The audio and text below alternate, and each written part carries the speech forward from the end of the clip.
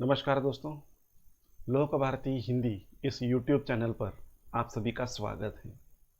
10वीं कक्षा में जो सेतु अभ्यास दिया है उसके पहले दिन के बारे में यहाँ पर जानकारी आपको दी जा रही है। पहला दिन यानी 1 जुलाई 2021। इस दिन में क्षेत्र है, देखिए इसके सबसे पहले ऊपर दिए हैं श्रवण, पठन और लेखन। ये 3 क्षेत्र हैं। इन 3 क्षेत्र पर हमें अध्ययन करना है या उसके बारे में जानकारी यहाँ पर प्राप्त करनी है। अपेक्षित कौशल देखिए कौन कौन से हैं।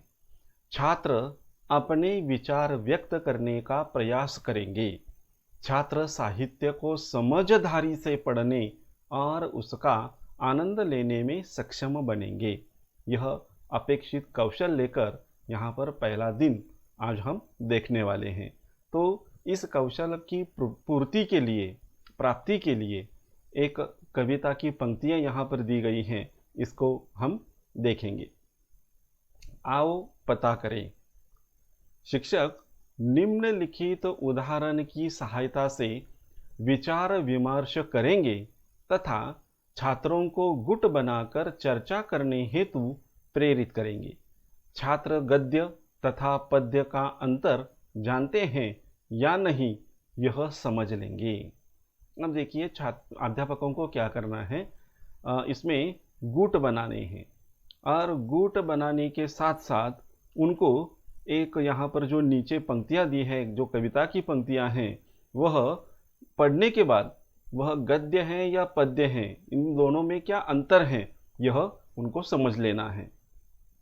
जैसे कि देखिए, चारु चंद्र की चंचल किरणें जल थल में खेल रही है। उसके नीचे दिया है अवनी और अंबर तल में स्वच्छ चांदनी बिछी हुई है। और दूसरे विभाग में चारु चंद्र की चंचल किरणें खेल रही है जल थल में, स्वच्छ चांदनी बिछी हुई है अवनी और अंबर तल में। वैसे यह 9वीं कक्षा की पहली कविता चांदनी रात है। मैथिली शरण गुप्त जी इसके कवि हैं। और इसमें देखिए गद्य हम किसे कहते हैं और पद्य किसे कहते हैं, तो ये अंतर स्पष्ट करने के लिए इसे पढ़ने के बाद हमें पता चलता है कि ये गद्य कौन सा है और पद्य कौन सा है। तो छात्रों का गुट बनाकर उनको चर्चा करने के लिए हमें प्रेरित करना है और बताना है कि इसमें से गद्य कौन सा है और पद्य कौन सा है, वो बता दो। और छात्र इसे आसानी से बता सकते हैं। आगे देखते हैं। मेहनत करो जिंदगी की झोली खुशियों से भरो। मेहनत करो भागती जिंदगी के साथ चल। मेहनत करो मानव धर्म निभा सको, आदमी को आदमी के करीब ला सको। भले ही हमारे रास्ते अलग अलग हो, मेहनत करने वालों का धर्म एक है। मेहनत करना जीवन से प्रेम करना है, जिंदगी के रहस्यों में दोस्ती करना है। अब देखिए आगे देखते हैं। शिक्षक छात्रों को दोनों के बीच का अंतर समझाकर उस पर चर्चा करने हेतु प्रेरित करेंगे तथा निम्नलिखित कृति के आधार पर छात्रों को कविता का विश्लेषण समझाएंगे। अब देखिए शिक्षकों की भूमिका क्या है। छात्रों को ये जो ऊपर चारु चंद्र की चंचल किरणें, यह जो कृति दी है, इसको इस गद्य और पद्य में होने वाला कौन सा अंतर है, यह अंतर उनको बताना है। और जो निम्नलिखित कृति है उसके आधार पर छात्रों को कविता का विश्लेषण अध्यापक समझाएंगे। अब ये कृति देखते हैं हम। कविता में किसका महत्व बताया गया है। यह जो कविता की पंक्तियां हमने देखी, इस पंक्ति में किसका महत्व बताया गया है, वो यहाँ पर चौकट में आपको लिखना है।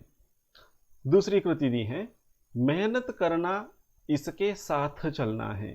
किसके साथ चलना है, वह शब्द ऊपर की कविता में आया हुआ है, वह वहाँ पर लिखना है। तीसरा देखिए, मेहनत करने से प्रेम।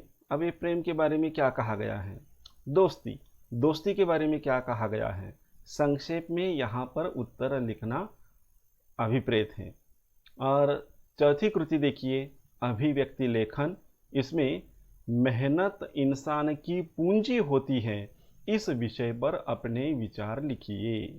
यानी इंसान की सबसे बड़ी पूंजी होती है उसकी मेहनत। वह कैसे? उस पर छात्रों को अपने विचार अपनी भाषा में लिखने हैं। और अगली कृति देखिए, आओ सक्षम बने। इसमें शिक्षक इस संकल्पना को दृढ़ करने हेतु सर्वसमावेशक पद्य को चुनकर छात्रों के गुट बनाकर पद्य विश्लेषण करने हेतु प्रेरित करेंगे। यानी अध्यापक को क्या करना है कि जो एक कविता है, यह कविता उनको देनी है, शायद यह कविता अपने पाठ्य पुस्तक की हो या बाहर की हो, तो हिंदी विषय की एक कविता छात्रों के गुट बनाकर उनको देना है और कहना है कि इस पद्य का, इस कविता का विश्लेषण करो। अब ये विश्लेषण करते समय कौन से मुद्दे ध्यान में रखने हैं, वो सारी बातें अध्यापक बताएंगे और छात्र उन मुद्दों के आधार पर उस कविता का विश्लेषण करेंगे। कविता यहाँ पर दी है, देखिए। वाणी में शहद घोलना सीख लीजिए, जरा प्यार से बोलना सीख लीजिए। चुप रहने के यारों बड़े फायदे हैं, जुबान वक्त पर खोलना सीख लीजिए। कुछ कहने से पहले जरा सोचिए, ख्यालों को खुद तौलना सीख लीजिए। तू तड़ाक हो या फिर हो तू, मैं अपने आप को टोकना सीख लीजिए। पटाखे की तरह फटने से पहले रोशनी के रंग घोलना सीख लीजिए। कटु वचन तो सदा बोते हैं कांटे, मीठी बोली के गुल रोपना सीख लीजिए। बात बेबात कोई चुभने लगे बदलकर, उसे मोड़ना सीख लीजिए। ये किसने कहा होंठ सी करके बैठो, जरूरत पे मुंह खोलना सीख लीजिए। ये जो काव्य की पंक्तियां हैं, ये पिछले साल की 9वीं कक्षा में यह कविता थी, तो इसे ज़रा गौर से देख लीजिए, उसका अध्ययन कीजिए। शिक्षक छात्रों को ऊपर दिए हुए पद्य को सुर ताल के साथ गाने हेतु प्रेरित करेंगे। पद्य के संदर्भ में निहित विविध कृतियों द्वारा पद्य की विशेषताएं ढूंढने हेतु छात्रों का मार्गदर्शन करेंगे। और इस तरह से जो कविता की पंक्तियां दी हैं, इन कविता की पंक्तियों पर आपको कृतियां देनी हैं और इन कृतियों के द्वारा इस पद्य की, इस कविता की पंक्तियों की विशेषताएं क्या हैं, उसे ढूंढ कर लिखने के लिए प्रेरित करना है। अगली कृति देखिए, आओ अभ्यास करें। शिक्षक छात्र को उपरोक्त पद्य के आधार पर निम्नलिखित कृतियां करने हेतु प्रेरित करेंगे तथा छात्रों को अन्य विविध कविताओं की सहायता से कविता का आशय स्वयं समझने के लिए प्रेरित करेंगे। और इस तरह से ये जो कविताएं हैं, इन कविताओं का अभ्यास हमें करना है और यह कविताएं जो अन्य विविध प्रकार की कविताएं हैं, इन कविताओं को देकर, इन पंक्तियों को देकर इस कविता का आशय वह छात्र खुद समझ सके, इसके लिए उसे प्रेरणा देनी है। अब इस पर कृति भी दी है, देखिए। उत्तर लिखिए। कांटे बोने वाले, उसके बारे में एक शब्द आया है, वो यहाँ पर लिखना है। चुभने वाली, कौन सा शब्द यहाँ पर होगा, वो यहाँ पर शब्द लिखना है। फटने वाले, कौन सा शब्द आया है, वो वहाँ पर लिखना है। दूसरी कृति देखिए, कविता में आए इस अर्थ के शब्द लिखो, यानी मधु। अब मधु यह शब्द अर्थ जो है, वह कौन सा शब्द कविता में आया है, उसे ढूंढ कर लिखना है। इससे पहले क्या होता था कि कठिन शब्द दिया जाता था जो कविता में प्रयुक्त किया है, उसका अर्थ लिखना पड़ता था, लेकिन यहाँ पर ऐसा नहीं है, उल्टी कृति पूछी गई है। उसका अर्थ दिया है, तो इस अर्थ के लिए कौन सा शब्द कविता में आया है, उसको ढूंढकर यहाँ पर लिखना है। जैसे कि मधु है, कड़वे हैं, विचार, आवश्यकता। और तीसरी कृति देखिए, वाणी में शहद घोलना सीख लीजिए, वहाँ पर घोलना होना चाहिए। जरा प्यार से बोलना सीख लीजिए। इन काव्य पंक्तियों का भावार्थ लिखिए, यानी ये जो काव्य की पंक्तियां हैं, उसका भावार्थ क्या है, वो आपको यहाँ पर विस्तार में लिखना है। अगली कृति देखिए, आओ सृजन करें। मधुरवाणी पर आधारित काव्य लेखन कीजिए। मधुरवाणी, मीठी वाणी पर आधारित आप छात्रों को बोलना है कि आप कोई कविता लिखिए, कविता की पंक्तियाँ लिखिए, छोटी सी कविता लिखिए, लेकिन अपनी होनी चाहिए, दूसरों की नहीं। तो इस तरह से मधुर वाणी पर, मीठी वाणी पर एक काव्य लेखन छात्रों को करना है। दूसरी कृति दी है, वाणी की मधुरता सामने वाले का मन जीत लेती है।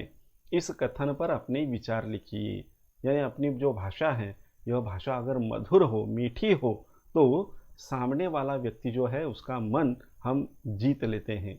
इस कथन पर, इस विचार पर आपको छात्रों को विचार लिखने हैं कि क्या ये सही है, अगर सही है, सच है तो कैसे, और अगर नहीं है तो कैसे। यानी अपने विचार यहाँ पर लिखने हैं। और अंत में देखिए, पूरक साहित्य स्रोत इसके लिए दिया है, कक्षा 8वीं बाल भारती हिंदी की पाठ्य पुस्तक से। ज़रा प्यार से बोलना सीख लीजिए, अनमोल वाणी इन कविताओं का तथा जीव का वर्चस्व इस लघु कथा का पठन कीजिए। यानी इनका यह कृति पहले दिन की अगर पूर्ण करनी है तो 8वीं बाल भारती और हिंदी की पाठ्य पुस्तक, इनका इसमें ज़रा प्यार से बोलना सीख लीजिए यह कविता है, और अनमोल वाणी ये जो 2 कविताएं हैं इनका अध्ययन करना है, और जीव का वर्चस्व इस लघु कथा का पठन कीजिए। 8वीं कक्षा में यह कहानी थी, जीव का वर्चस्व। इस कहानी को भी पढ़ लीजिए ताकि यह जो पहले दिन की कृति है हम उसे आसानी से छुड़ा सकते हैं। तो दोस्तों, इस तरह से प्रत्येक दिन की कृतियों पर हम विचार करने वाले हैं। जो भी पूरक साहित्य है उसे उपलब्ध आपको कराना है। इसे उपलब्ध कराने के लिए हम अपने मोबाइल का, इंटरनेट का प्रयोग कर सकते हैं, और यह किताब अपने मोबाइल पर डाउनलोड कर सकते हैं, और यह जो पाठ हैं, ये जो कविताएं हैं, इनका अध्ययन हम कर सकते हैं। तो इस तरह से पहले दिन का जो उन्होंने नियोजन किया था सेतु अभ्यास में, उसका नियोजन, उसके बारे में थोड़ी बहुत जानकारी आपके सामने प्रस्तुत की है। ऐसी ही रोज़ की जानकारी लेकर आपके सामने उपस्थित रहूँगा। तब तक धन्यवाद।